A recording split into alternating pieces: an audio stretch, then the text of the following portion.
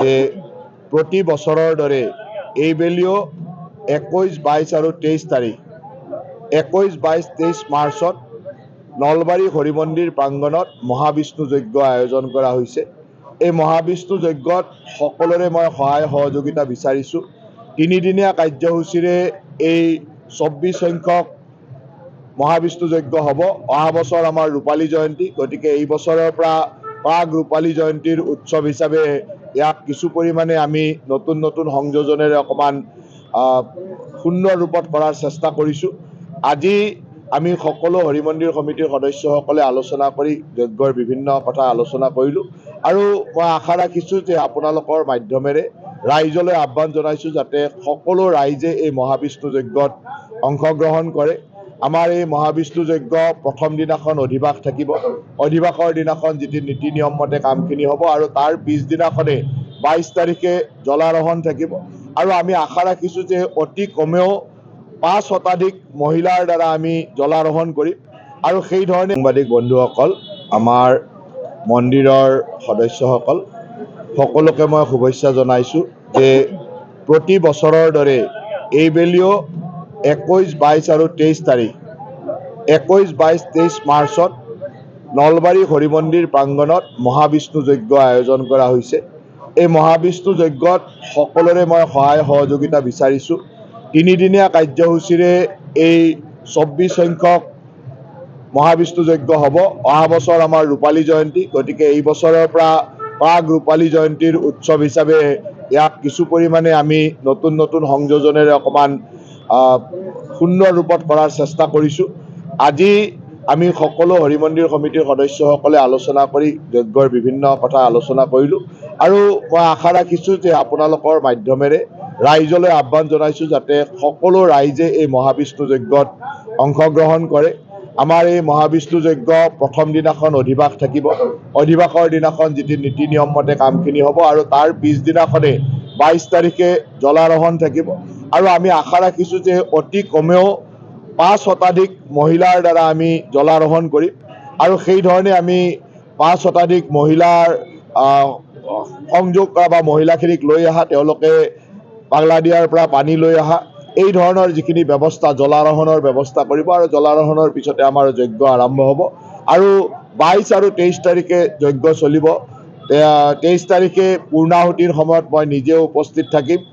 আমাৰ 1:30 মান বজাত পূৰ্ণাহুতি হ'ব, গতিকে 1:30 মান বজাত পূৰ্ণাহুতিত সকলোকে উপস্থিত থাকিবলৈ অনুৰোধ জনাইছোঁ আৰু তাৰ লগে লগে এই যজ্ঞৰ তিনিওদিনা যজ্ঞৰ বিভিন্ন কাৰ্যসূচী, প্ৰথম দিনাৰ অধিবাস, পিছদিনাখন জলাৰোহণ, তাৰ উপৰি অন্যান্য হোম যজ্ঞ ইত্যাদি চলি থাকিব। 23 তাৰিখে পুণ্যাহুতিৰ পিছত শেষত সত্যনাৰায়ণ পূজাও হ'ব। গতিকে গোটেই যিখিনি বিধি বিধান মতে আমাৰ পূজা অৰ্চনা চলিব, এই পূজা অৰ্চনাত সকলোৱে যাতে সুন্দৰভাৱে সমাহিত হৈ থাকে, সকলোৰে উপস্থিতি মই কামনা কৰিলোঁ। তাৰ লগে লগে আমাৰ বৈজয়ন্তী পাঠক ডাঙৰীয়ানীৰ আমাৰ নাগাৰা নামো থাকিব 22 তাৰিখে সন্ধিয়া। গতিকে সকলো কাৰ্যসূচী আমি খুব সুন্দৰভাৱে কৰাৰ চেষ্টা কৰিছোঁ আৰু ৰাইজৰ সহায় সহযোগিতা বিচাৰিছোঁ। অহা বছৰ আমি ৰূপালী জয়ন্তী পালন কৰিম।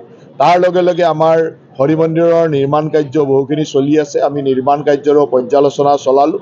অহা বছৰ আমাৰ পাৰ্মানেণ্ট যজ্ঞশালাও হৈ যাব। এইবাৰ আমি অস্থায়ী যজ্ঞশালাতে পূজা যজ্ঞভাগ কৰিম, কিন্তু অহা বছৰলৈকে আমাৰ যিটো আমি স্থায়ী যজ্ঞশালা নিৰ্মাণৰ কামো চলাই আছোঁ, সেইটো স্থায়ী যজ্ঞশালাও নিৰ্মাণ হ'ব আৰু তেতিয়া আমি পাৰ্মানেণ্টলি সেই যজ্ঞশালাতে কৰি গৈ থাকিব পাৰিম। আৰু আমাৰ যি হৰি মন্দিৰৰ নতুন মন্দিৰসমূহ নিৰ্মাণ হৈ আছে, এই গোটেইকেইটা মন্দিৰ আমি আশা ৰাখিছোঁ যে বহাগ মাহৰ ভিতৰত আমি কামখিনি আগবঢ়াই নিয়াৰ কাৰণে সকলোকে আহ্বান জনাইছোঁ যাতে বহাগ মাহৰ পৰা আমি মন্দিৰ নিৰ্মীয়মান মন্দিৰবিলাকত পূজা অৰ্চনা আৰম্ভ কৰিব পাৰোঁ। তেনেকুৱা ধৰণে কামখিনি আগবঢ়াই নিবৰ কাৰণে সকলোকে আগ্ৰহ ৰাখিছোঁ আৰু সকলোৱে খুব সহযোগিতা আগবঢ়াইছে। সকলোৱে খুব উৎসাহেৰে হৰি মন্দিৰৰ এই নতুন নিৰ্মীয়মান অৱস্থা বা আমাৰ যজ্ঞ বা অন্যান্য কাৰ্যসূচীত সদায় অংশগ্ৰহণ কৰি আহিছে আৰু সকলোৰে উৎসাহেৰে মই নিশ্চিত যে আমাৰ এই মন্দিৰৰ লগত জড়িত সকলো আমাৰ হৰিভকত, আজীৱন সভ্যসকল বা অন্যান্য ৰাইজ সকলোৱে এই যজ্ঞৰ লগত তাৰ লগে লগে মন্দিৰৰ সকলো কামতে জড়িত হয়। মন্দিৰৰ সকলো দিশতে আগবঢ়াই নিব বুলি আগ্ৰহ প্ৰকাশ কৰিছোঁ। কিমানটা মন্দিৰ নিৰ্মাণ হ'ব? কি কি মন্দিৰ? আমাৰ ইয়াত এতিয়া 4টা মন্দিৰৰ নিৰ্মাণ কাৰ্য চলি আছে। এটা গণেশ মন্দিৰ, এটা হনুমান মন্দিৰ, এটি শিৱ মন্দিৰ আৰু এটি কালী মন্দিৰ। এই মন্দিৰকেইটা আগতে অস্থায়ী ৰূপত আছিলে, এই গোটেইকেইটা স্থায়ী ৰূপত খুব সুন্দৰভাৱে আমি নিৰ্মাণ কৰি আছোঁ। তাৰ লগে লগে তিনিখনকৈ তোৰণ নিৰ্মাণ হৈ আছে। সন্মুখৰ এখন তোৰণ, পিছফালে এখন তোৰণ আৰু একেবাৰে পিছৰ ফালে আৰু এখন তোৰণ। এই 3খন তোৰণৰ নিৰ্মাণৰ কাৰ্য চলি আছে। গোটেই বাউণ্ডেৰী ৱালৰ নিৰ্মাণ কাৰ্য চলি আছে আৰু যজ্ঞশালা এটাৰ নিৰ্মাণ কাৰ্য চলি আছে। গোটেইখিনি কাম খুব সুন্দৰভাৱে চলি আছে। তাৰ লগে লগে আমাৰ মুখ্যমন্ত্ৰী ডাঙৰীয়াই 3 কোটি টকা আমাক দিছিলে এই মন্দিৰৰ উন্নয়নৰ কাৰণে। হৰি মন্দিৰকো দিছিলে, নলবাৰীৰ আমাৰ 4টা মন্দিৰক দিছিলে 3 কোটি টকাকৈ, আৰু সেই 3 কোটি টকাৰ নিৰ্মাণ কাৰ্য আমি আৰম্ভ কৰিছোঁ। তাত আমাৰ সন্মুখত কিছু বিভিন্ন ষ্টল, তাৰ লগত আমাৰ এডমিনিষ্ট্ৰেটিভ বিল্ডিং আৰু অন্যান্য কিছু কাম থাকিব। এই গোটেইখিনি কাম সেই টকাখিনিৰে কৰাৰ কাৰণে আমি সিদ্ধান্ত লৈ তাৰো কাম কৰি থাকিবৰ কাৰণে আগবঢ়াই দিছোঁ। গতিকে খুব সুন্দৰভাৱে নিৰ্মাণ কাৰ্য চলি আছে। মই ভাবোঁ যে অহা বছৰলৈকে এটা মন্দিৰৰ সম্পূৰ্ণ নিৰ্মাণ কাৰ্য সম্পূৰ্ণ হৈ এটা সুন্দৰ পৰ্যায়লৈ আহিব, আৰু তেতিয়া ৰাইজৰ বিশেষকৈ নলবাৰীলৈ অহা ধৰ্মীয় পৰ্যটকসকলৰ এটা আকৰ্ষণৰ কেন্দ্ৰবিন্দু হ'ব বুলি আমি আশা ৰাখিছোঁ।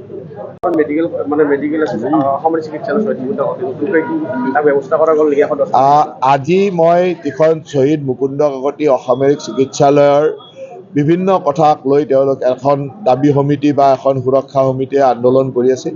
সেই আন্দোলন কৰা গোটেই সুৰক্ষা সমিতিৰ লোকসকলৰ লগত আজি মই বহিছিলোঁ আৰু তেখেতসকলৰ লগত মই গোটেইখিনি কথা আলোচনা কৰিছিলোঁ, পুংখানুপুংখভাৱে আলোচনা কৰিছিলোঁ। তেখেতসকলৰ দাবী আছিল যে 235খন বিচনাযুক্ত কৰিব লাগে, কিন্তু যেতিয়া মই এতিয়া যিটো প্ৰায় 70খন বিচনাযুক্ত হৈ আছে, কিন্তু এই 70খন বিচনাতে থাকিবলৈ পেচেণ্টৰ অভাৱ। গতিকে মই তেখেতসকলক বুজাইছিলোঁ যে কৰাৰ প্ৰয়োজন আছে নে নাই। তেখেতসকলে মোক কৈছিলে যে আপুনি যিটো ঘোষণা কৰিছে 110খন, সেইখিনি কৰি দিয়ক, আৰু এইখিনি কাৰণ আমাৰ ইয়াতে হস্পিটেলখন খুব ভালকৈ চলি নথকা বুলিও মানুহৰ এটা সন্দেহ হৈ থকাৰ কাৰণে মানুহৰ সংখ্যা কমি থাকিব পাৰে। গতিকে আমি যিহেতু আপোনাৰ লগত আলোচনাত বহিছোঁ, মই ভাবোঁ যে 110খন বিচনাযুক্ত হস্পিটেল এখন সুন্দৰভাৱে চলিব। এতিয়া মই কৈছোঁ যে আমাৰ বিচনাৰ কোনো অসুবিধা নাই, অলৰেডি 110খন বিচনা তাৰ কেম্পাছৰ ভিতৰতে আছে, কেৱল লগাই ৰখা নাই এইকাৰণে যে পেচেণ্ট অহা নাই কাৰণে লগাই ৰখা নাছিলোঁ।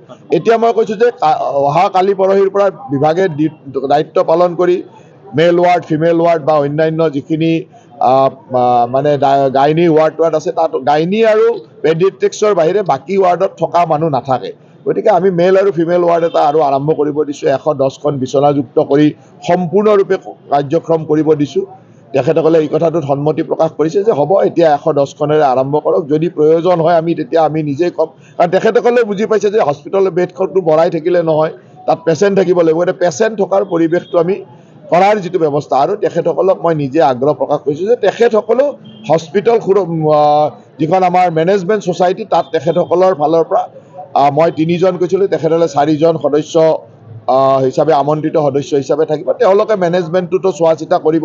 তেতিয়া কিবা যদি অভাৱ থাকে তেওঁলোকে ক'ব পাৰিব। মইতো ৰাইজৰ কাৰণে আছোঁ, ৰাইজে যি বিচাৰিব হস্পিটেলখন তেনেকৈ কৰক। কিন্তু আজিৰ তাৰিখত নলবাৰী যিখন হস্পিটেল আছে, তাত সকলো ধৰণৰ সুবিধা আছে। আনকি যিখন আগৰ চিভিল হস্পিটেল আছিল, সেই চিভিল হস্পিটেলৰ সমপৰ্যায়ৰে সুবিধা আছে। গতিকে তাক মই তেখেতসকলক বুজাই দিছিলোঁ যে সমপৰ্যায়ৰ সুবিধা আছে। এতিয়াও 21জন স্পেচিয়েলিষ্ট ডক্টৰ আছে। সাধাৰণতে ইমান এনেকুৱা চিভিল হস্পিটেলতো 21জন স্পেচিয়েলিষ্ট ডক্টৰ নাথাকে। তাৰ উপৰি ষ্টাফ ইত্যাদি সকলো আছে। গতিকে গোটেইখিনি লৈ তেখেতসকলক কৈছোঁ যে এইখিনি ব্যৱস্থা আছে। তেখেতসকলে নামটো চিভিল হস্পিটেল দিয়াৰ ক্ষেত্ৰত এটা আগ্ৰহ প্ৰকাশ কৰিছিল। মই কৈছোঁ যে সাধাৰণতে জিলাত এখন মেডিকেল কলেজ হ'লে চিভিল হস্পিটেলৰ নামত হস্পিটেল নাথাকে। যদি চৰকাৰৰ নিয়মমতে কোনো অসুবিধা নাই, তেতিয়াহ'লে আমি চৰকাৰী ব্যৱস্থাত কথা পাতিম। নামটো চিভিলেই হওক, সেই চিভিলৰ সমপৰ্যায়ৰ গোটেই সুবিধা আছে। গতিকে তাত চিভিল হস্পিটেল নাম দিব লাগে যদি মানে আমাৰ কোনো এনেই কথাটো হ'ল যে এনেই এটা অসুবিধা থাকে কি, জিলাত এখন মেডিকেল কলেজ থাকিলে জিলাত চিভিল হস্পিটেল বা জিলা চিকিৎসালয়খন নাথাকে। গতিকে যদি জিলা চিকিৎসালয় হিচাপে থাকিব নোৱাৰে, মানে চিভিল হিচাপে থাকিব পাৰে, তেতিয়া মই চিভিল হিচাপে ৰখাটো আপত্তি কৰা নাই। তাৰ উপৰি মই কৈছোঁ যে নহ'লে আপোনালোকে নামটো লাগিলে মহানগৰ চিকিৎসালয় কৰি দিয়ক, চিটি হস্পিটেল কৰি দিয়ক, নামটো আদৰ্শ চিকিৎসালয় কৰি দিয়ক। কাৰণ চিভিল হস্পিটেলৰ সমপৰ্যায়ৰ হস্পিটেল এখন হৈ আছে। তেখেতসকলৰ লগত এইটো কথাও মই আলোচনা কৰিছোঁ। তেখেতে আমাৰ সকলোৰে শ্ৰদ্ধাৰ ৰমণী বৰ্মন ডাঙৰীয়াৰ নামত হস্পিটেলৰ এটা কক্ষ বা এটা অংশ নামাকৰণৰ কথা কৈছিল। তাতো আমাৰ আপত্তি কৰিবলগীয়া নাই, কাৰণ ৰমণী বৰ্মন আমাৰ সকলোৰে কাৰণে শ্ৰদ্ধাৰ। তেখেত নলবাৰীৰ এজন সুসন্তান, নলবাৰীৰ প্ৰতি সদায় নলবাৰীৰ হৈ কাম কৰি গৈছে। তেখেতৰ নামত কিবা এটা নামাকৰণ হ'লে আমি কিয় বেয়া পাম? এনেকুৱা ধৰণৰ যিকেইটা কথা হৈছিলে আমি তেওঁলোকৰ লগত আলোচনা কৰিছোঁ। খুব সৌহাৰ্দ্যপূৰ্ণভাৱে তেখেতসকলে গোটেইখিনি কথা মানি লৈছে আৰু তেখেতসকলে কৈছে যে এতিয়াৰ পৰা আৰু কোনো আন্দোলনৰ কথা নাথাকে, আমি আপোনালোকৰ লগত থাকিয়ে সুন্দৰভাৱে হস্পিটেলখন আগবঢ়াই নিয়াৰ চেষ্টা কৰিম। আৰু তাৰ লগে লগে যেতিয়া আন্দোলনৰ কথা নাথাকিব, বাহিৰত বেনাৰ পোষ্টাৰ লাগি নাথাকিব, তেতিয়া মানুহেও জানিব যে এই হস্পিটেলখন ভালকৈ চলি আছে। তেতিয়া মই ভাবোঁ যে এতিয়া প্ৰতিদিনে 300 এভাৰেজ 300, 350, 400লৈকে পেচেণ্ট আহে। তেতিয়া মই ভাবোঁ যে 500 পেচেণ্ট, আগতে যিমান 500 পেচেণ্ট আহিছিল 500 আহিব। চিভিল হস্পিটেল থাকোঁতে সেই 400-500 আহিছিল, এতিয়া 300-350 আহে। গতিকে পেচেণ্টৰ সংখ্যা কমা নাই, গতিকে পেচেণ্টটো চলিয়ে থাকিব। মই তেখেতসকলৰ লগত আজি আলোচনা কৰি অত্যন্ত আনন্দিত আৰু তেখেতসকলেও অত্যন্ত সুখী হৈছে। মই ভাবোঁ যে ইয়ে এটা আমাৰ খুব ধনাত্মক পৰিৱেশৰ সৃষ্টি কৰিব। যিকোনো খবৰৰ বাবে যোগাযোগ কৰক 7099017330 লগতে 7099017110 নম্বৰত।